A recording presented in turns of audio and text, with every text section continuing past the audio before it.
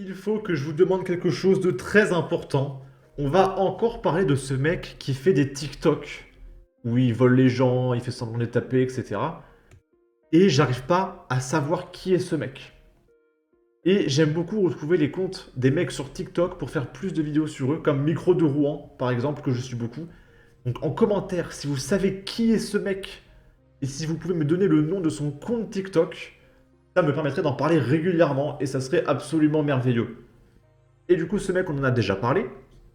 Et aujourd'hui, il fait encore des blagounettes, parce que c'est quand même vachement drôle.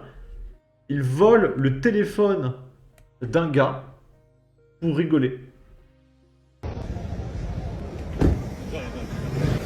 Allô.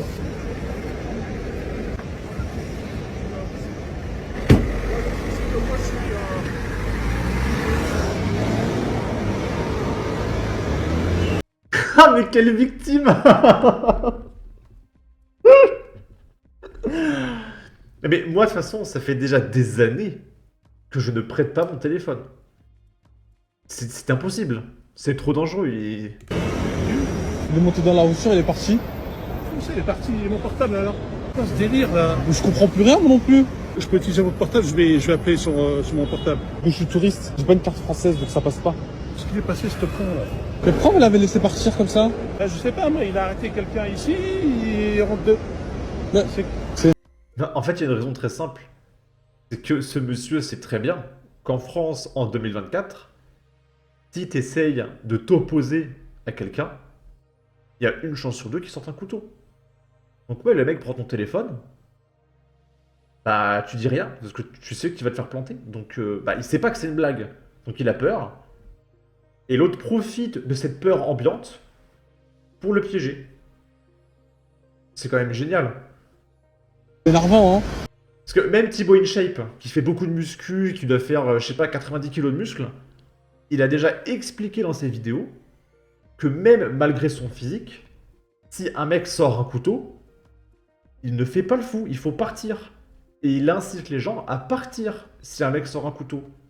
Et que c'est pas parce que tu fais des sports de combat, il faut croire que tu vas faire du 1v5, éclater tout le monde, etc.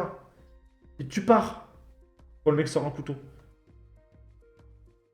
Vous passez souvent, vous téléphonez aux inconnus? Bah non, jamais.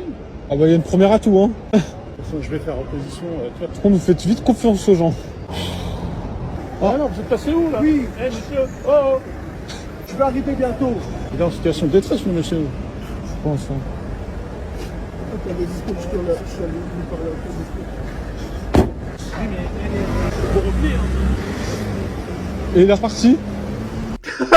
Ouais, vous revenez, hein. Le mec, il laisse partir en bagnole. Et il dit, ah, vous revenez. Ah putain, c'est terrible. C'est terrible, c'est terrible.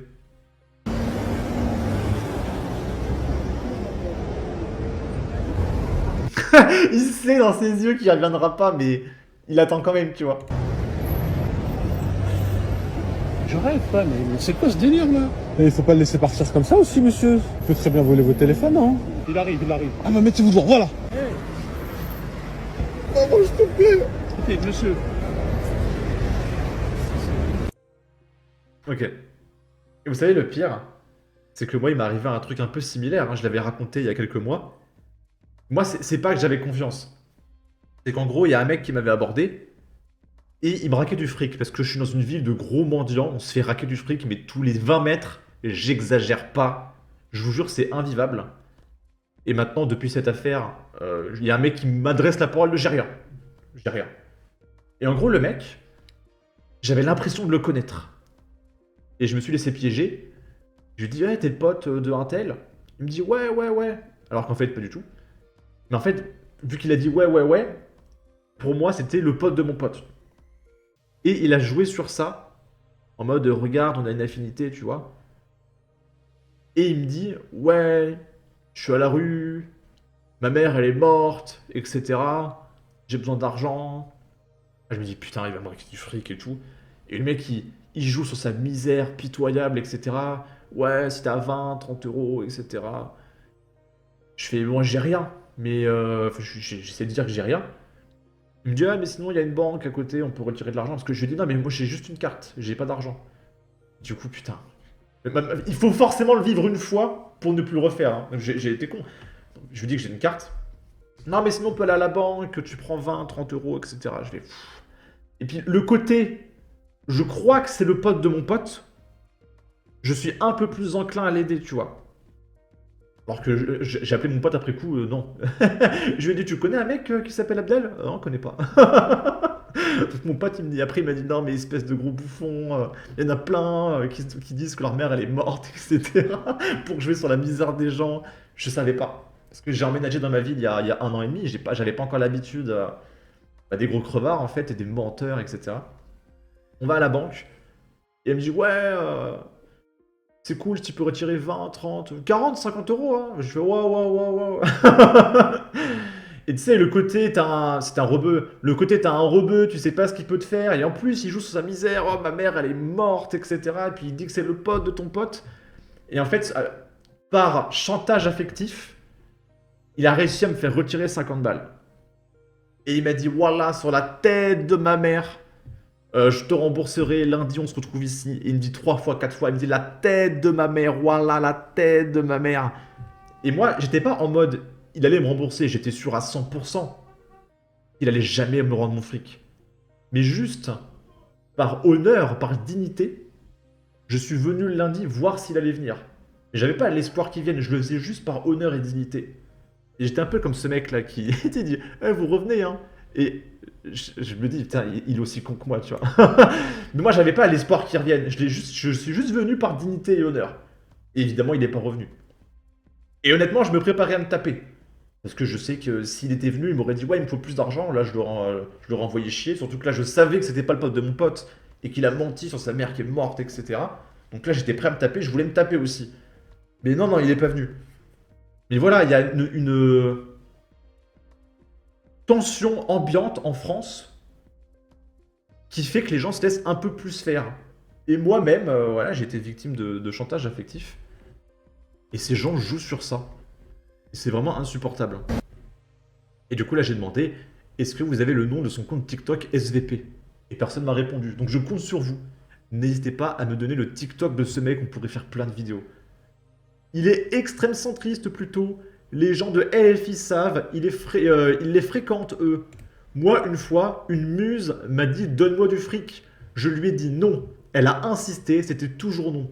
Le regard, j'ai cru qu'elle allait me mordre. Tout leur est dû, pas avec moi. Et je vais vous raconter une autre histoire, parce que vraiment, j'ai une ville de gros crevards, mais vous imaginez même pas. Moi, ma ville, c'est pas l'insécurité, la violence. Ma ville, c'est le deal et le chantage affectif, les SDF, les pauvres et le racket. C'est ça, ma ville. Une fois, je vais à la boulangerie, et là, inédit, c'est une gamine, mais genre 5-6 ans, qui me demande du fric. Alors là, j'étais gêné. Et par habitude, parce que depuis l'affaire que je vous ai racontée, je donne plus rien. Je dis non, j'ai rien. Et j'achète un truc devant elle, parce que bah, j'étais venu à la boulangerie pour payer un truc, tu vois. Donc j'avais de l'argent. Et je sors de la boulangerie, la gamine, elle était à côté de sa maman voilée. Et en fait, la maman voilée, elle envoyait sa gamine de 6 ans pour raquer du fric aux gens. Parce que forcément, si c'est une gamine de 6 ans, bah, c'est plus facile de raquer du fric, tu vois. Et la maman voilée, elle envoie sa gamine comme ça, raquer du fric. Et ça m'a donné envie de gerber. Hein. Je me suis dit, mais est-ce que, je sais quoi, je vais la voir et je fais un scandale ou qu'est-ce que je fais? En pleine rue? Sachant que dans ma rue, si je fais ça, il y a tous les musulmans du quartier qui me sautent dessus. Hein. Je m'en prends une femme voilée et je suis mort hein, dans ma rue. Donc qu'est-ce que je fais? Je me suis arrêté, je me suis dit, je fais quoi? Je vais la voir, je vais pas la voir. Et non, je suis pas allé la voir parce que c'est trop dangereux. C'est insupportable. Bref.